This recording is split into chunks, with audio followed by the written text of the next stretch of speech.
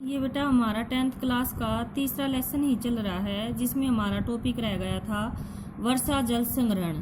तो आज हम वर्षा जल संग्रहण के बारे में पढ़ेंगे। जैसा कि आप जानते हैं सभी कि वर्षा जो कि बारिश होती है और बारिश के जल द्वारा जो जल हमें मिलता है उसको कैसे इकट्ठा किया जाता है, और कई क्षेत्रों में जहां जल की कमी होती है वे कैसी उनसे अपनी ज़रूरतें पूरी करते हैं।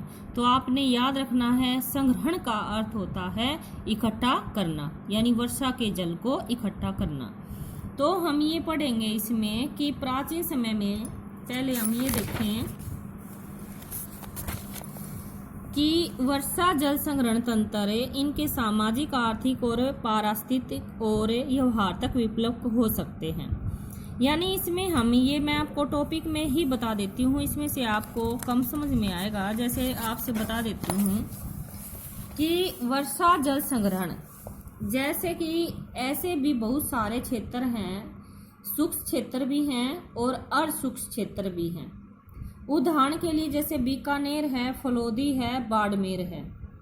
लगभग हर घर में पीने का पानी संग्रहित यानी इकट्ठा करने के लिए भूमिगत यानी भूमि के नीचे टैंक अथवा टांका बनाए हुए हैं।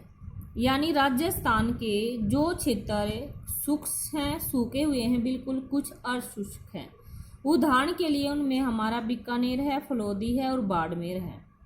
तो वहाँ पर वर्षा के जल को इकट्ठा किया जाता है और नीचे यानी भूमि के नीचे टैंक या टांका, जिसे राजस्थान में टैंक या टांके के नाम से जाना जाता है, वो बने हुए हैं। हम इकट्ठा कैसे करते हैं जल को? आप मान लीजिए कि वर्षा का जल छत पर इकट्ठा कर लिया जाता है और एक पाइप के माध्यम से वह जल टांके में छोड़ा जाता है, जिससे टांका भर जाता है।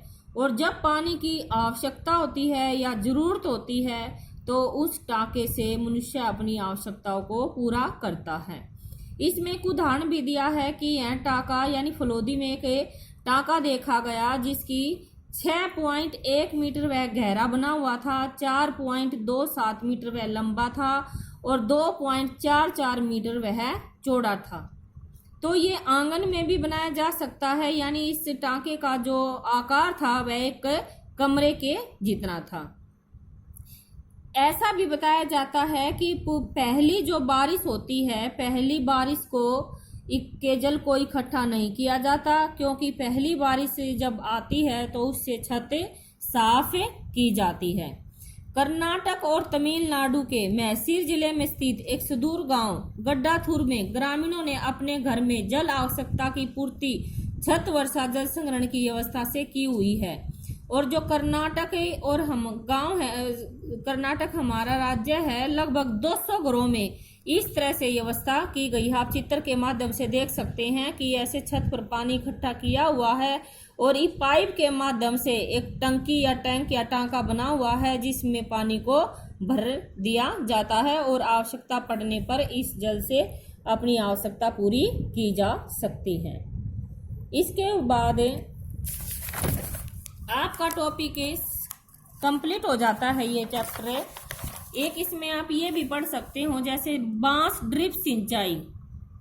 बांस आप जानते हैं जो लकड़ियों का, आप इसमें देख सकते हैं बांस का आकार चित्र में, कि बांस के माध्यम से भी आप ये देखो कि झरनों से या नदियों में बांस का पाइप रख दिया जाता है और पाइप के माध्यम से खेतों की सिंचाई की जा सकती है।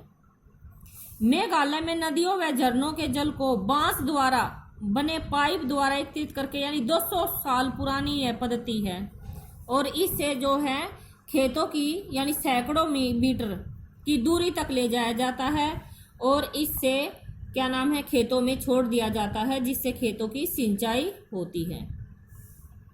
पहाड़ी शिखरों पर सदानीरा झरनों की दिशा परिवर्तित करने के लिए बांस के पाइपों का उपयोग किया जाता है। इन पाइपों के माध्यम से गुरुत्वाकर्षण द्वारा जल पहाड़ के निचले स्थानों तक पहुंच जाता है।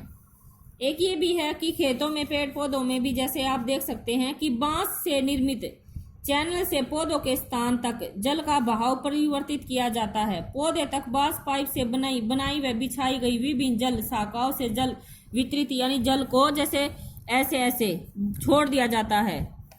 ड्रिप सिंचाई जो जानते हैं आप, और पाइपों में जल प्रवाह इनकी स्थितियों में परिवर्तन करके नियंत्रित किया जाता है। आप ये टॉपिक और बच गया है आपका, जैसे हर गांव में हर वर्ष लगभग 1000 मिलीमीटर वर्षा होती है और 10 भराई के साथ यहाँ जल संग्रहण 80% यानी यहाँ के लोग हैं जो 80% हैं जो वर्षा से अपनी जरूरतें पूरी करते हैं। और यहाँ हर घर लगभग प्रत्येक वर्ष 50,000 मीटर जल का संग्रह यानी इकट्ठा करता है और उसका उपयोग करता है।